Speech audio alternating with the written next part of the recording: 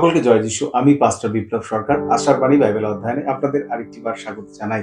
ধারাবাহিক যাত্রা পুস্তকের অধ্যয়নের মতো আজকেও আমরা যাত্রা পুস্তক থেকে দেখব এবং আজকে আমাদের অংশ যাত্রা পুস্তক তার ২ অধ্যায় ১০ পদ। বিশেষ করে এই অংশে আমরা দেখতে পারি ফরৌনের বাড়িতে মোশির সে অবস্থান সম্পর্কে।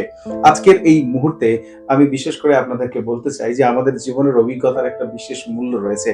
আপনি আমি যেকোনো পরিস্থিতির মধ্য দিয়ে বড় হই না কেন, সেই সমস্ত কিছুকে ঈশ্বর আশ্চর্যভাবে ব্যবহার করার ক্ষমতা রাখেন। মোশি, যিনি ফরৌনের বাড়িতে ছিলেন এবং ফরৌনের কন্যা তাকে নিজের পুত্রের মতো পছন্দ করতেন এবং পুত্রের মতো দেখতেন। মোশি বড় হয়েছিলেন রাজপ্রাসাদে। মোশি সমস্ত সংস্কৃতি, সেখানকার আচার, সেখানকার ব্যবহার, সেখানকার যে প্রথা রয়েছে সেই সমস্ত বিষয়ের সাথে অবগত ছিলেন। ৪০টি বছর মোশি রাজপ্রাসাদের সেই শ্বাস প্রশ্বাসে বড় হয়েছিলেন। তিনি জানতেন সেখানকার ছোট বৃহৎ সমস্ত বিষয়। পরবর্তী সময় ঈশ্বর তাকে যে ব্যবহার করার জন্য তৈরি করছিলেন, মোশির থেকে ভালো কোনো ব্যক্তি হতে পারতেন না যাকে ঈশ্বর ইসরায়েলের মুক্তির জন্য ব্যবহার করবেন। ঈশ্বর মোশিকে তৈরি করছিলেন এক বিশেষ পরিকল্পনার জন্য। মোশি বুঝতে পারেনি, ফরৌনের কন্যা বুঝতে পারেনি, এমনকি ফরৌনও বুঝতে পারেনি। আমার আপনার জীবনের অনেক ঘটনা এরকম ঘটে বা আমরা যে অভিজ্ঞতার মধ্যে দিয়ে যাই, অনেক সময় তা আমরা বুঝে উঠতে পারি না। আমি আপনাকে বলতে চাই, এই পুরাতন নিয়মের ঘটনার পুনরাবৃত্তি ঈশ্বর আরেকটি বার করেছেন।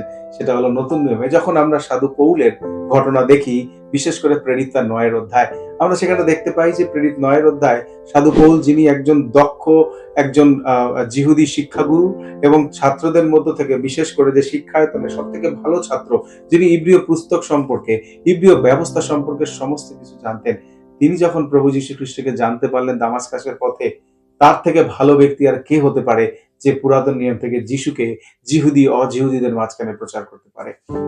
শুধু পৌলও জানতেন না ঈশ্বর তাকে কিভাবে তৈরি করছেন। আমি আপনাকে বলতে চাই, ঈশ্বর আপনাকে বিভিন্ন ঘটনা, পরিস্থিতি, ব্যক্তিদের সম্মুখীন করেন। এটার মানে এটা নয় যে ঈশ্বর আপনাকে সমস্ত কঠিন পরিস্থিতির মধ্য দিয়ে নিয়ে যায়। আজকে হয়তো আপনি আমি দেখতে পাচ্ছি না সেই ঘটনার অর্থ, কিন্তু ঈশ্বর হয়তো কোনো একটা বিষয়ের জন্য আমাকে তৈরি করছেন। তার জন্য যেন আমার হৃদয়, মন এবং আমার ইচ্ছা যেন প্রস্তুত থাকে। ফরৌনের বাড়িতে যখন মোশিকে ঈশ্বর প্রেরণ করছেন বা সেখানে বড় করছেন, ঈশ্বরের পরিকল্পনা ছিল।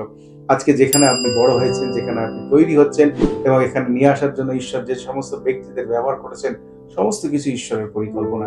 তাই আগামী ভবিষ্যতের জন্য কিভাবে ঈশ্বর আপনাকে তৈরি করছে, তার জন্য আপনি তার কাছে আসুন, নতনম্র হয়ে বলুন, প্রভু তুমি কি পরিকল্পনার জন্য আমাকে তৈরি করছো, আমি তা দেখতে প্রস্তুত এবং ব্যবহার হতে প্রস্তুত। তুমি আমাকে সাহায্য করো।